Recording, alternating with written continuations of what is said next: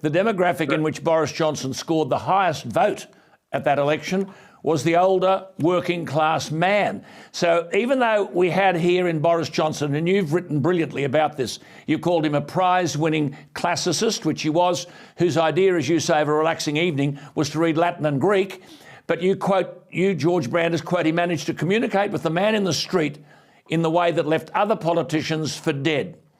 What about the speeches that Boris would make, though? You say, funny, self-deprecating, charming, eccentrically laced with obscure allusions. And I love this bit, George, you said, and the occasional word that nobody had used since the 19th century. They were lethal in their message, but entertaining, weren't they? Well, look, I went to each of the Tory conferences that happened while I was the High Commissioner. I attended. And I have never seen somebody, his style is quite idiosyncratic. It's quite unique, but one of the benefits for him is that he didn't sound like a politician. He didn't speak the sort of predictable rhetoric that political leaders on both sides tend to speak. He had a unique voice. Because he was so idiosyncratic, he arrested people's attention, but nevertheless, he always got the message through. And people found him relatable in a strange way, even though his background, of course, was much more privileged than the background of most people in the United Kingdom. Yeah. Unusually for somebody from that background, people found him somebody they could relate to. Yeah. And what about, you make the point, and we've made the point, we've heard it made, Boris would tell lies from the time the sun came up till the sun went down, and you've likened him to Disraeli, who was pretty good at fiddling with the truth? Well, I think Disraeli was, I'm a bit of an obsessive about British political history, and I find 19th century British political history very interesting. So I've read several of the biographies of Disraeli and of the other great prime ministers of that era. The most idiosyncratic prime minister of the 19th century was Benjamin Disraeli, no doubt about it. And yet he got around Gladstone, his great rival, and actually did what Johnson was able to do 150 years later. He connected the Conservative Party to the working class.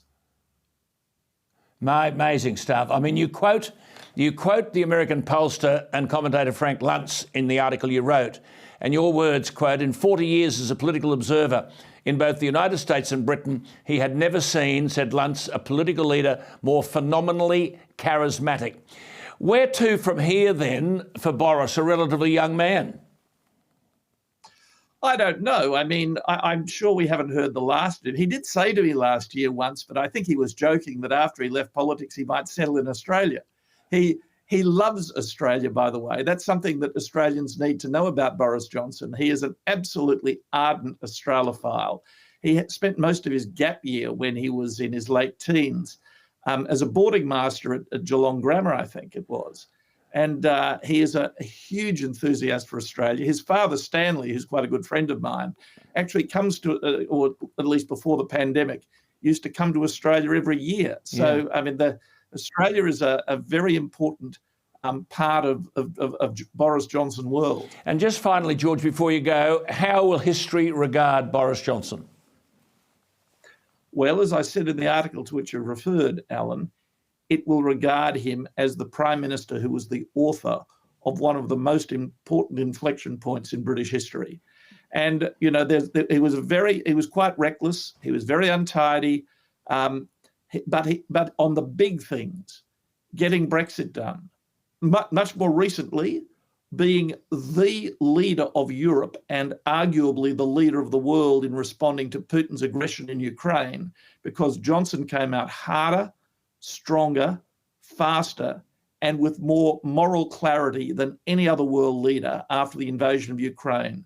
So on Brexit, on Ukraine, and other issues too, like the environment, he is a big picture politician, a big picture statesman who got the big things right, but he was lazy, reckless, and careless, and was brought down by the small things.